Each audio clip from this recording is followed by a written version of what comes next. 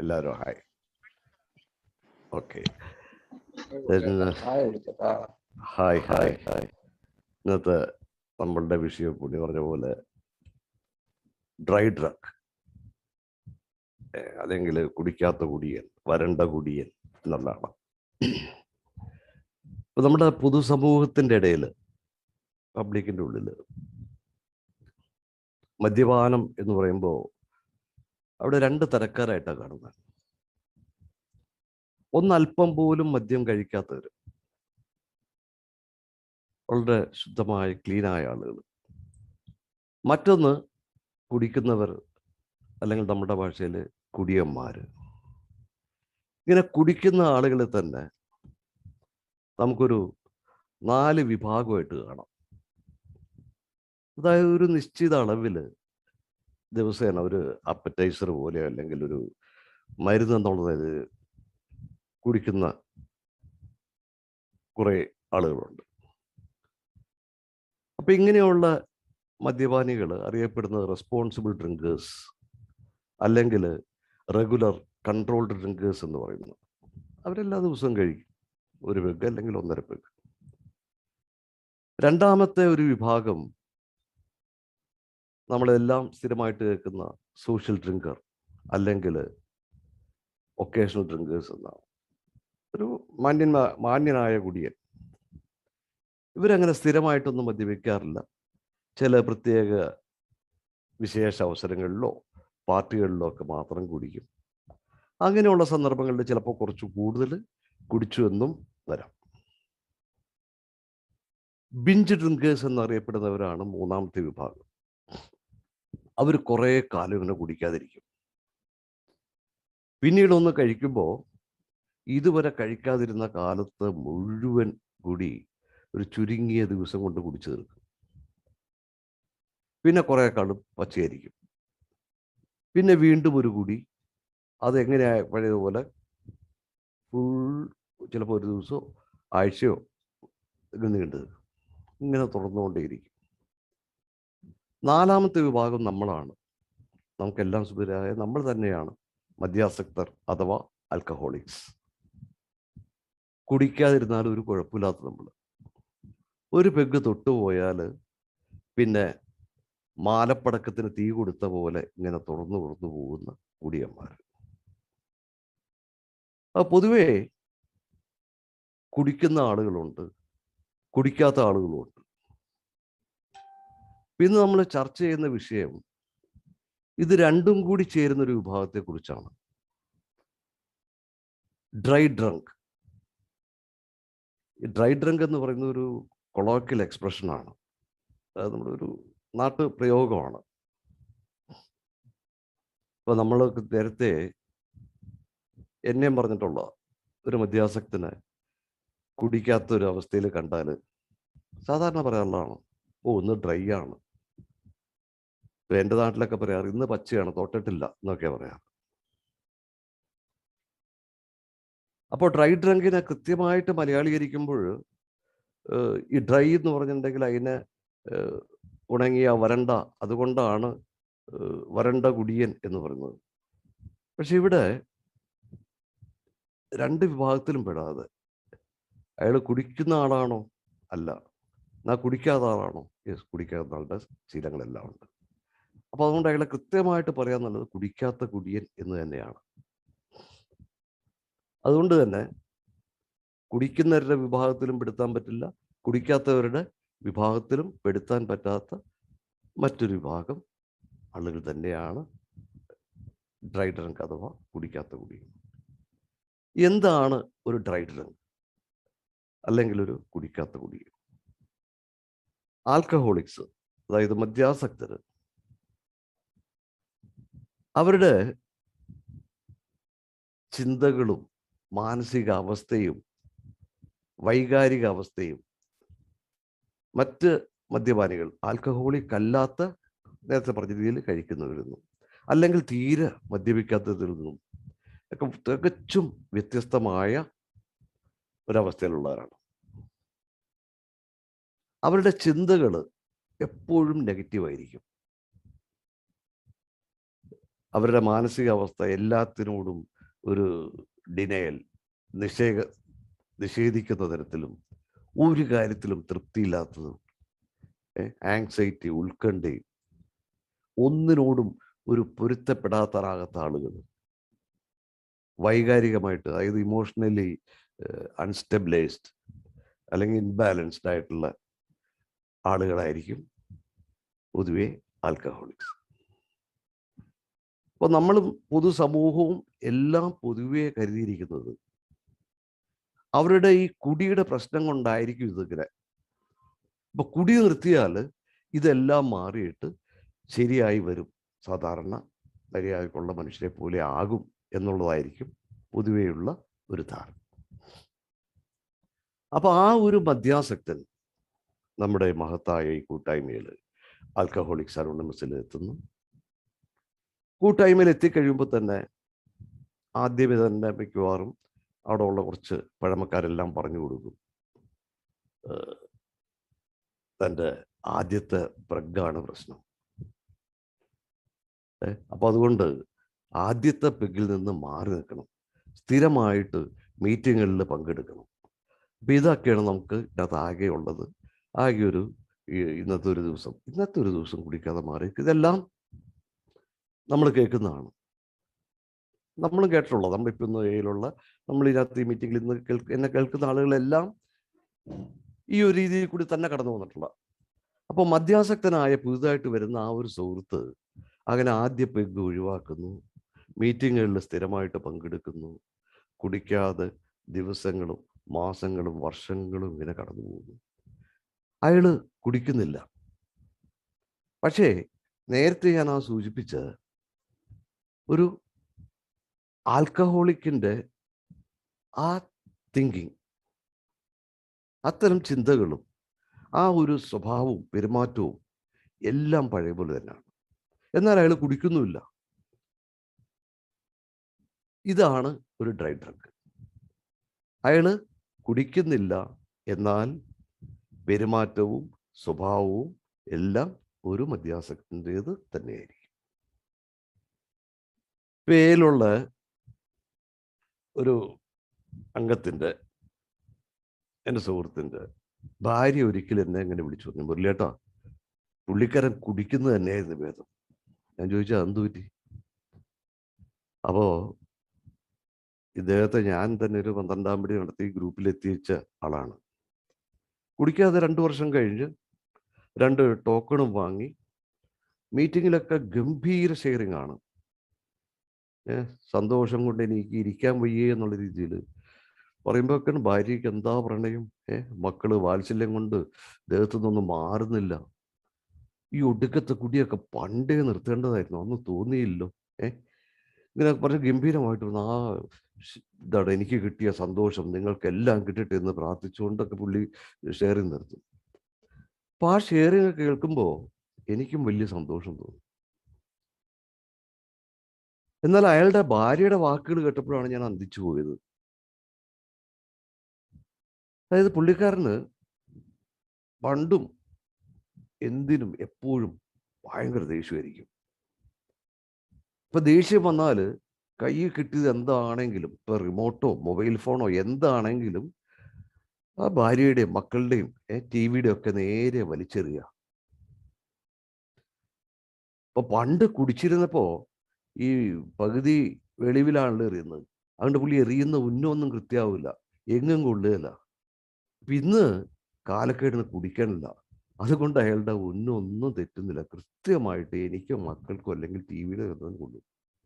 TV 3 തവണ നന്നാക്കി വെച്ചു, ഇനി നന്നാക്കാൻ പറ്റുമെന്ന് പറഞ്ഞപ്പോൾ പുതിയത് വാങ്ങി. ഈ മൊബൈലും റിമോട്ടും ഒക്കെ വീട്ടിൽ വേണ്ട സാധനങ്ങൾ മേടിക്കുന്ന പോലെ ഇടയ്ക്കിടയ്ക്ക് ഇങ്ങനെ വാങ്ങിച്ചുകൊണ്ട് വന്നു. ഇതാണ് ഒരു ട്രേഡ്, അഥവാ ഒരു കുടിക്കാത്ത കുടി.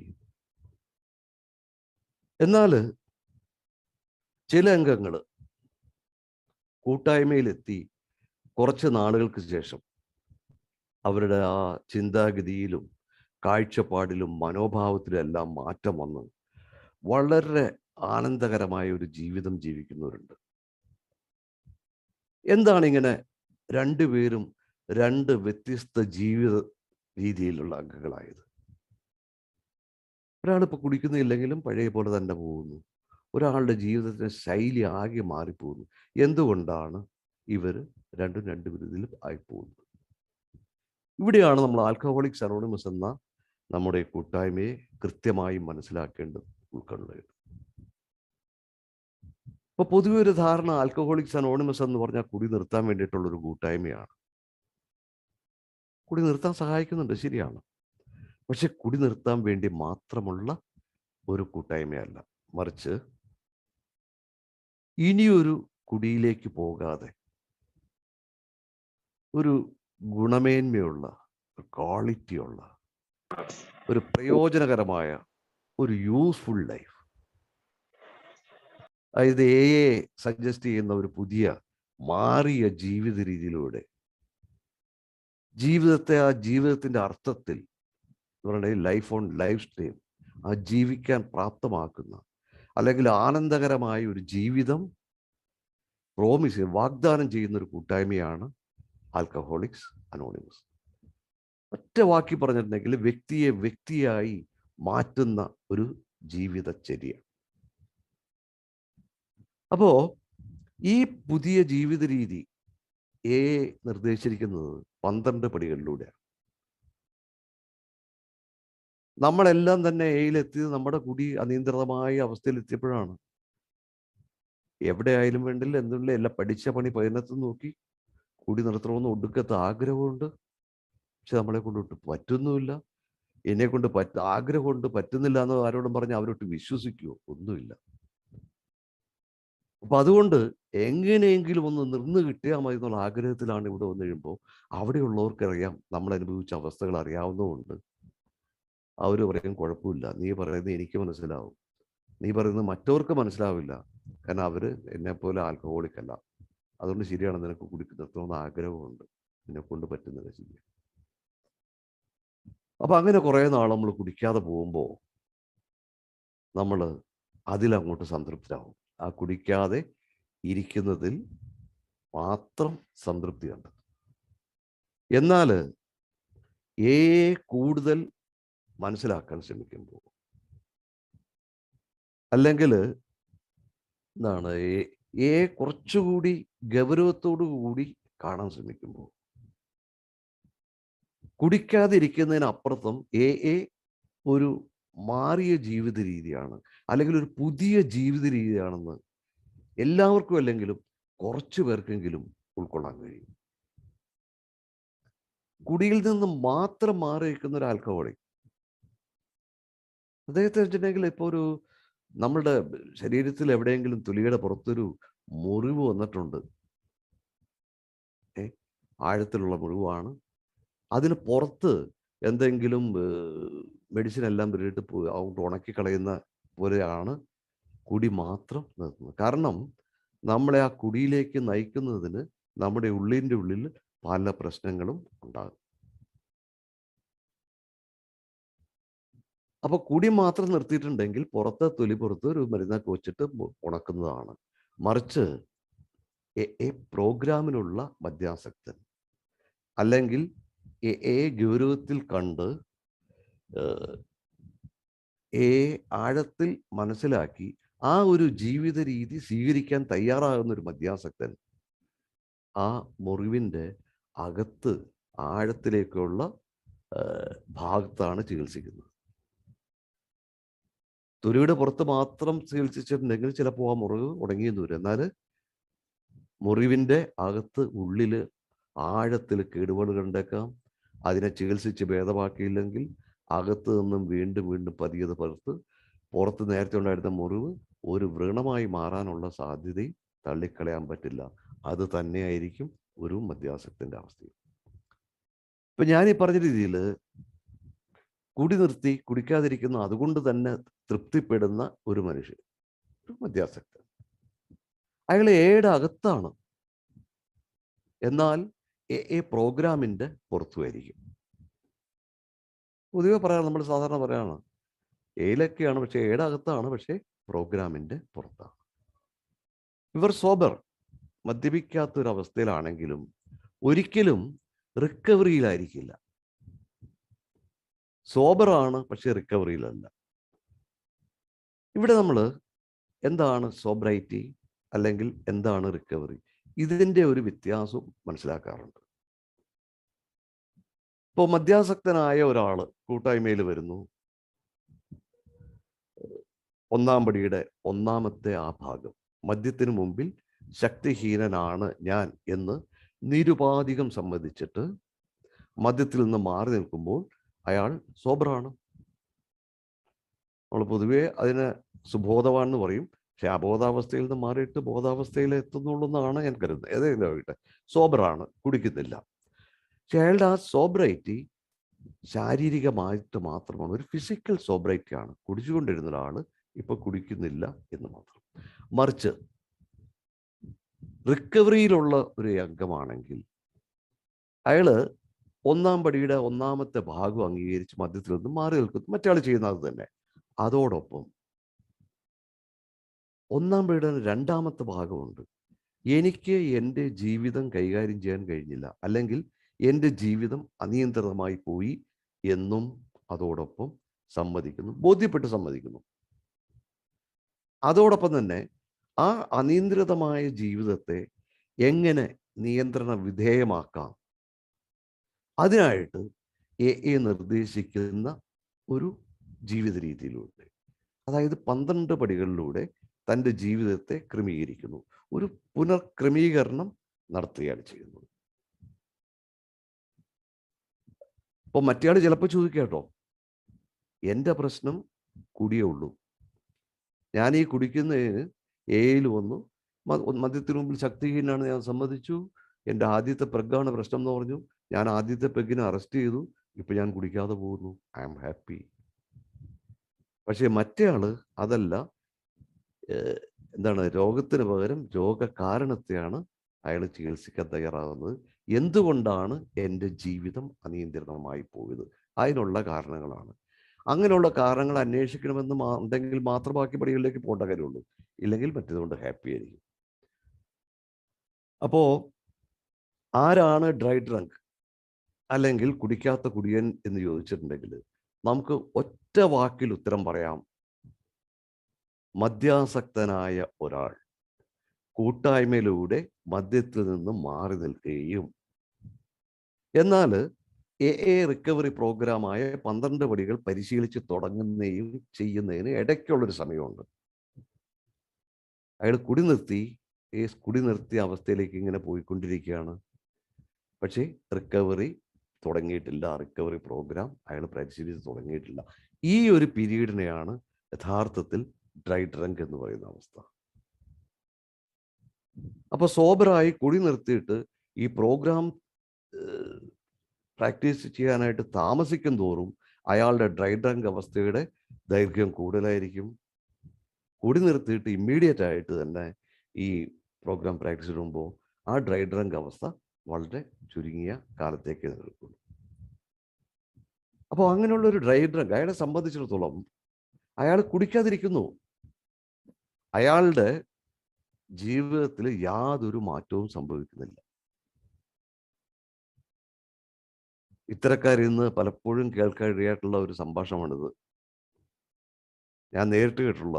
ഇപ്പോൾ ഇങ്ങനെയുള്ള കുടിക്കാതിരിക്കുന്ന ഒരാൾ മറ്റൊരാളായിട്ട് സംസാരിച്ചൊക്കെ പോകുമ്പോൾ എന്തെങ്കിലും അവർ പറയുന്ന കാര്യങ്ങൾ എന്തെങ്കിലും ഒരു അഭിപ്രായ വ്യത്യാസം വന്നു കഴിയുമ്പോൾ, ഞാൻ കുടി മാത്രമേ നിർത്തിയിട്ടുള്ളൂ, ഞാൻ തന്നെയാണ് കേട്ടോന്ന്. ഏതിനാണ് കൊച്ചി മാറിയെങ്കിലും പഴയ ബിലാൽ തന്നെയാണെന്ന് പറഞ്ഞ പോലെ ഞാൻ കുടി മാത്രമേ നിർത്തിയിട്ടുള്ളൂ, ഇപ്പോഴും ഞാൻ തന്നെയാണ്. ശരിയാണ്, ഒരു ഡ്രൈ ഡ്രങ്ക് കുടി മാത്രമേ നിർത്തിയിട്ടുള്ളൂ, ബാക്കിയെല്ലാം ആ പഴയ മദ്യാസക്തൻ തന്നെയാണ്. ഇതാണ് ഒരു കുടിക്കാതിരിക്കുന്ന കുടി. അതിലും വേറൊരു തരത്തിലുള്ളൊരു സംഭാഷണം ചിലപ്പോൾ കേൾക്കാറുണ്ട്. ഞാൻ എയിലായിപ്പോയി, അല്ലെങ്കിൽ കാണിച്ചു തരായിരുന്നു. അപ്പം ഇത് കേട്ടാൽ തോന്നും അയാൾ എയിലായി എന്നുള്ളത് എന്തൊരു വലിയ അപരാധമായതുപോലെ. എയിലല്ലെങ്കിൽ അപ്പം അയാൾക്ക് തന്നെ ആ മാറ്റങ്ങൾ യാതൊന്നും സംഭവിച്ചിട്ടില്ല.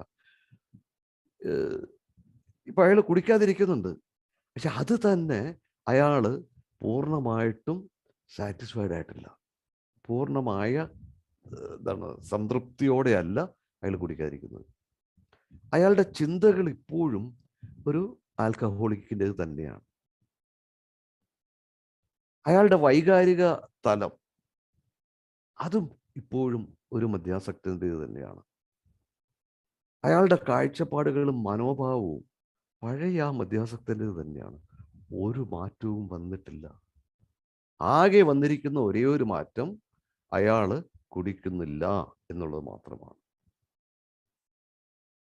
പലപ്പോഴും എന്നെ കേൾക്കുന്ന പലർക്കും ഇത്തരം ആളുകളെ നേരിട്ട് പരിചയപ്പെടാനുള്ള ഇട വന്നിട്ടുണ്ടാകും. ഓക്കെ, സോബറായിരിക്കുകയും എന്നാൽ പ്രോഗ്രാമിലേക്ക് വരാൻ കഴിയാതിരിക്കുന്ന ഒരു മദ്യാസക്തൻ, അവർക്ക് എയിൽ ഉള്ളവരോട് ചേർന്ന് നിൽക്കാൻ കഴിയുന്നില്ല. എന്നാൽ അയാൾ എയുടെ ഉള്ളിലായി പോയി. അതുകൊണ്ട് മദ്യപിക്കുന്ന ആളുകളുമായിട്ട് അയാൾക്ക് ചേരാൻ കഴിയുന്നില്ല. അയാൾ ആകെ അസ്വസ്ഥനാവുകയാണ്. അപ്പോഴല്ല ഇയാൾക്കൊരു നഷ്ടബോധം, ആ കുടിക്കുന്ന അതിലെ ആ ഒരു സ്മരണ, ഓർമ്മകൾ അയാളുടെ നിലനിൽക്കുന്നു. അയാളുടെ ഓർമ്മയിൽ ഇപ്പോഴും മുമ്പ് വൈകുന്നേരം പോയിരുന്ന സ്ഥലങ്ങൾ, അന്നത്തെ ആളുകൾ, അവരോടൊപ്പം ചെലവഴിച്ചിരുന്ന സമയത്തെ സംഭാഷണങ്ങൾ, കളിച്ചിരികൾ, ഇതൊക്കെ ആയിരിക്കും അയാളുടെ മനസ്സിലൂടെ ഇങ്ങനെ കടന്നു പോകുന്നത്. ഇതിനകത്ത് തന്നെ ചില ആളുകൾ ആ പഴയ മദ്യപിക്കുന്നവരുടെ ആ കൂട്ടത്തിൽ തന്നെ പോയിരിക്കും. പക്ഷെ അവർ കുടിക്കില്ല, അവരൊഴിച്ചു കൊടുക്കും. ചിലപ്പോൾ സ്വന്തമായിട്ട് പോക്കറ്റിൽ നിന്ന് ഒരു കാശൊക്കെ മുടക്കിയിട്ട് ഒരു കുപ്പിയൊക്കെ വാങ്ങിച്ചിട്ട് അവർക്കൊരു പാട്ട് കിടത്തും. അവർ കഴിച്ചുകൊണ്ടിരിക്കുമ്പോൾ ചില ടച്ചിങ്സ് ഒക്കെ കഴിച്ച് ചിലപ്പോൾ ഒരു പാട്ട് പാടി, അല്ലെങ്കിൽ അവർ പാടുന്നതിൻ്റെ ഒരു കൂടെ പാടി എന്തെങ്കിലും ഒരു സോഫ്റ്റ് ഡ്രിങ്കോ കോളയൊക്കെ കഴിച്ച് അവിടെ അങ്ങനെ ഇരിക്കും. പക്ഷെ ഈ സമയത്ത് അയാൾ അറിയാതെ വായിലൂടെ കുടിക്കുന്നില്ലെങ്കിലും മനസ്സിലൂടെ കുടിക്കുകയായിരിക്കും ചെയ്യുന്നത്. ഒരു കുടിക്കാത്ത കുടി. അപ്പൊ ഒന്നുകിൽ ഇങ്ങനെ ഇരുന്ന് ഡയറക്റ്റ് ആയിട്ട് അവരോടൊത്ത് കളിച്ചിരിച്ചു പോകുന്നതാണ്, അല്ലെങ്കിൽ ചിലൊരു സങ്കല്പത്തിലൂടെ കുടിക്കുന്നുണ്ടാവും. അതായത് പുറത്തേക്ക് ഇങ്ങനെ പോകുമ്പോൾ ആ പഴയ സ്ഥലങ്ങൾ കാണുമ്പോൾ ആ പഴയ ഓർമ്മകളൊക്കെ ഇങ്ങനെ തേട്ടി വരിക, അയവിറക്കുക, ഇങ്ങനെയുള്ളൊരു പ്രോസസ്സൊക്കെ അയാളുടെ ഉള്ളിൽ തന്നെ നടക്കുന്നുണ്ടാവും. യഥാർത്ഥത്തിൽ അയാൾ കുടിയിന്ന് വിട്ടു നിൽക്കാനായിട്ടൊന്നും ആഗ്രഹിക്കുന്നില്ല. പക്ഷെ അയാളുടെ അന്നത്തെ ഒരു സമയത്തിൽ വിട്ടു നിൽക്കണം, മാറണം എന്നുള്ള ആ ഒരു അവസ്ഥ കൊണ്ട് വന്നു കുടിക്കാതെ പോകുന്നു. അപ്പൊ അതുകൊണ്ടാണ് അയാൾ ഈ കുടിയുടെ സാഹചര്യങ്ങൾ ഓർക്കുന്നതും അന്നത്തെ ആളുകളുമായിട്ടുള്ള ആ സമ്പർക്കത്തിൽ സുഖം കണ്ടെത്തും. ശാരീരികമായിട്ട് അയാൾ കുടിക്കുന്നില്ല, എന്നാൽ മാനസികമായിട്ട് അതിനോട് തന്നെ ചേർന്ന് നിൽക്കുകയാണ്. അത് പഴയകാല ആ കുടിയുടെ ഓർമ്മകളിലൂടെ അതയാൾ ആസ്വദിക്കുന്നുണ്ട്, അതിൽ ആനന്ദം കണ്ടെത്തുന്നുണ്ട്. അയാൾക്ക് തന്നെ ഞാനൊരു ആൽക്കഹോളിക് ആണോ എന്ന സംശയത്തിലാണുള്ളത്. മിക്കവാറും ഇത്തരത്തിലുള്ള ഈ സഹവാസവും മറ്റും അയാളെ വീണ്ടും ഒരു കുടിയിലേക്ക് കൊണ്ടെത്തിക്കുവാനുള്ള സാധ്യത വളരെ കൂടുതലാണ്. അപ്പോൾ പുതിയൊരു ജീവിത രീതിയിലേക്ക് അയാൾ മാറാൻ ശ്രമിക്കാത്തിടത്തോളം കാലം ബിഗ് ബുക്ക് പറയുന്നത് പോലെ സൂത്രശാലിയും ചിന്താക്കുഴപ്പമുണ്ടാക്കുന്നവനും ശക്തനുമായ മദ്യം നമ്മളെ കീഴ്പ്പെടുത്താനുള്ള സാധ്യത ഒരു വിധത്തിലും തള്ളിക്കളയാൻ പറ്റില്ല. വളരെ രസകരമായിട്ടുള്ള ഒരു കാൽ നൂറ്റാണ്ടിലേറെ, വർഷങ്ങളൊന്നും പറയുന്നില്ല, വർഷങ്ങളൊക്കെ പറയുമ്പോൾ ചിലപ്പോൾ അയൽഡൈനാമിക് നിങ്ങൾ ആരെങ്കിലും അദ്ദേഹത്തെ അറിഞ്ഞിരിക്കും. കാൽ നൂറ്റാണ്ടിലേറെ പുള്ളിക്ക് എയിൽ രംഗമാണ്. അപ്പോൾ ഒരു പുതുമക്കാരനോട് പറയുന്നതാണത്, ഞാനൊരു പടിയും ചെയ്തിട്ടില്ല, ഞാനൊരു സാഹിത്യവും വായിച്ചിട്ടില്ല, എൻ്റെ ഇത്ര വർഷമായിട്ട് ഞാൻ കുടിച്ചിട്ടില്ലല്ലോ. അപ്പൊ അത്രയും ഒരു സീനിയർ ആയിട്ടുള്ള ഒരു അംഗമാണത് പറഞ്ഞിരുന്നെങ്കിലും അത് കേട്ട് കഴിഞ്ഞപ്പോൾ എനിക്ക് തോന്നിയത്,